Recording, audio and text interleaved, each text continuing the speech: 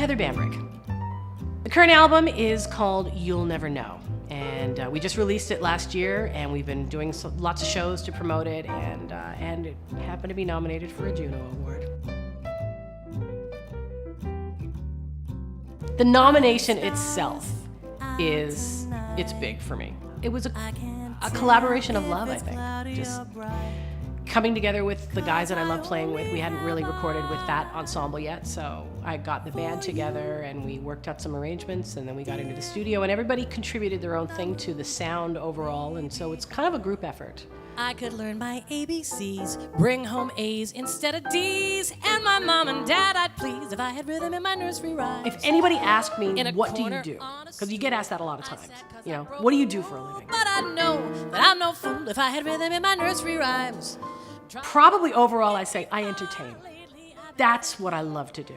If I had just a little bit of rhythm, I could be a Washington or a Lincoln. Simple Simon at the fair. I happen to be a jazz singer. I happen to be from Newfoundland. I happen to tell some stories, often in a funny accent. But overall, I entertain, and I do it with music, and I do it with stories, and I do it with a show.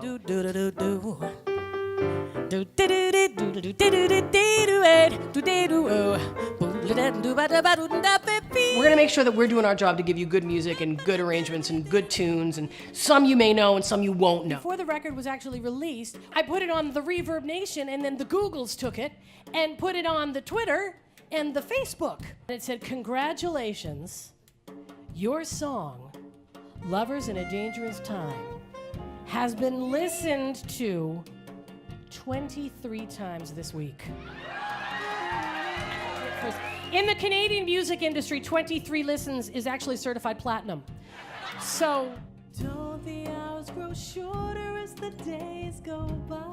At any given time, I could be listening to country music, I could be listening to hip hop, I could be listening to classical, I could be listening to traditional Newfoundland music or Irish music, I could be listening to Broadway, I could be listening to jazz. For the sky to fall. And it all kind of creates whatever it is that I do. And it messes me up. In a really good way. Lovers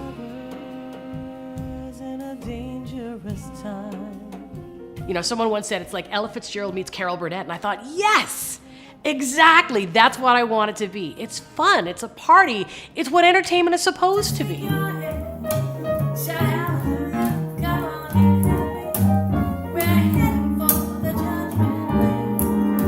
It's kind of like a party. It's like having, in Newfoundland we call it a kitchen party, where everybody gathers in the kitchen and there's food and there's drink and there's dancing and there's stories and there's music. And I like to think that my show is like a kitchen party on a stage. And Aunt Mary was probably one of the most colorful people you would ever meet. And Mary sat down and then proceeded to get made up. My Jesus, Mary and Joseph, I look like a hooker. And then she looked at the rest of her face. I look like half a hooker!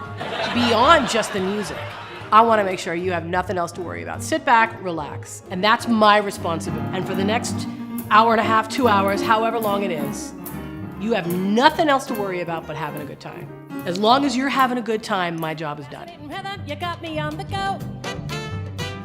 Fascinating rhythm, I'm so unhappy. You start in this business to follow your passion and to follow your heart and to do something that you have absolutely no choice but to do. Each time I walk along with the sun, to find at night no work has been done. You know. To have the opportunity to make a living or try to make a living making art is a beautiful thing. Won't you take a day off, decide to run alone? You want to tell people about what you do, and you want to be able to perform as much and share your music as much as possible, and that's what I love doing. Any festival, any place at all, I love doing it, and I love meeting people, and I love experiencing new audiences, and now with a new record that gives us an opportunity to do that.